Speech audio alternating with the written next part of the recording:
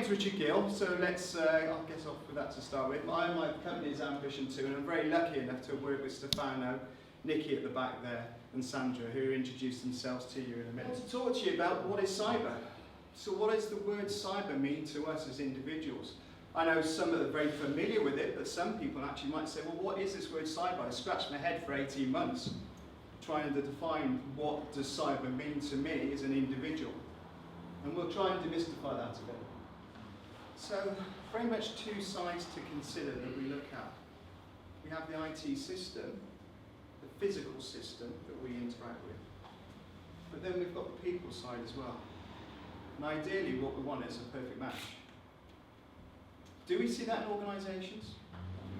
So, our information is what we want to protect. How many CRM systems are now on the web? Hundreds. And that's where we put a lot of our customer information on CRM systems. So protecting that information is vital for us. And possibly you've got a 2 login process, at least I've got it out. So you're using maybe a smartphone and something else to log in rather than just having a password. Our business and our operational information, wow, some of that is so valuable to us. So we don't want people having hold of that. You know, some of the organisations I've worked with, you know, you look at their processes and they're so unique to them, you won't want that getting outside. Now, this is not an area of my expertise, but this is an area of expertise of one guy in the room, and that's Adrian, and that's the intellectual property. And Adrian's just going to talk just for a few minutes about intellectual property and about what that means to you as an organisation. Is that okay? Intellectual property. So innovation is quite a buzzword at the moment, with the governments talking about innovation, the growth that talks about innovation. It's intrinsically linked with IP, which is intellectual property. But I think a lot of people have possibly heard of intellectual property, but don't necessarily really understand what IP actually encompasses or what it actually is. So Rich kindly asked me along just to give a brief overview. I'm actually an IP lawyer. I've been doing patent work specifically for the last 20 years, or nearly 20 years now. So what's involved then?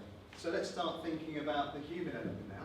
But we have the physical barriers, I suppose, if we start thinking about how we limit the risk and protect your reputation. When is the most likelihood that you're going to start to experience problems in an organisation around the people aspect? As soon as you employ somebody. As soon as you employ somebody. That is a very good answer, Adrian. Thank you for that. But that's suggesting that one in 20 people would sabotage or have sabotaged their organisation. You know, I don't know if that statistic is correct. I just leave it for you to comment. And in organisational culture, I mean, what we're seeing now is potentially 5 generations in the workplace. Everybody, Mark from the police. I'm a serving police officer.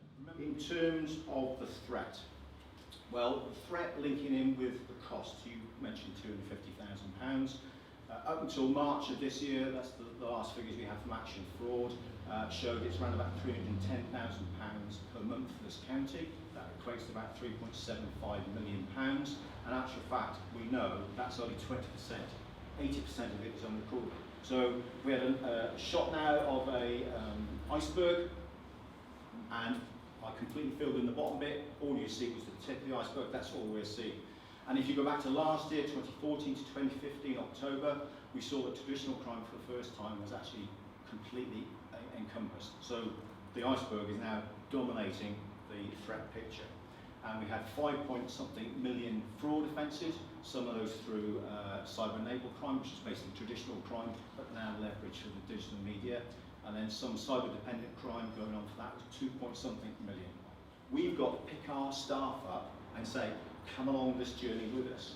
Some of them have already criticised us in my team for not doing enough stuff with them. But we had to start somewhere, but the need was to get out and start getting information to the public. So please follow Action Fraud if you're on social media, or get safe online, or you can follow our Twitter feed. But the Twitter feed that I minister is not sent out all the time. It's only when I'm either off duty and I see something and I'm aware of it, do I put it on there.